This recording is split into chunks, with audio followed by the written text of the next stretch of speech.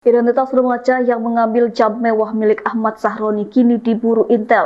Bahkan lantaran aksinya memamerkan hasil carahan di rumah Ahmad Sahroni, remaja ini terancam diamankan polisi. Diketahui imbas kemarahan massa, beberapa rumah anggota DPR termasuk Sahroni menjadi bahan jarahan. Rumah mewah Sahroni bahkan hancur dan barang-barang mewahnya dijarah Sabtu 30 Agustus 2025 malam. Di media sosial tampak barang-barang Sahroni tersebut dipamerkan warga yang berhasil menjarahnya. Termasuk pula sebuah jam mewah merek Richard Mille yang disinyalir harganya mencapai 11,7 miliar.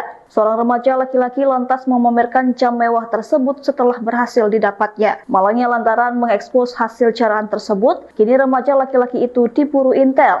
Dengan gaya sok tajir, ia mengira sudah meraih kekayaan instan, tapi justru kebodohan itu membuka jalan aparat. Dilansir dari TikTok Muskurane 616, identitas sang remaja langsung dilacak lewat jejak digital. Nama, alamat, hingga detail pribadi tersebar di berbagai grup, membuatnya kini berada dalam radar Intel. Download Tribun X sekarang, menghadirkan lokal menjadi Indonesia.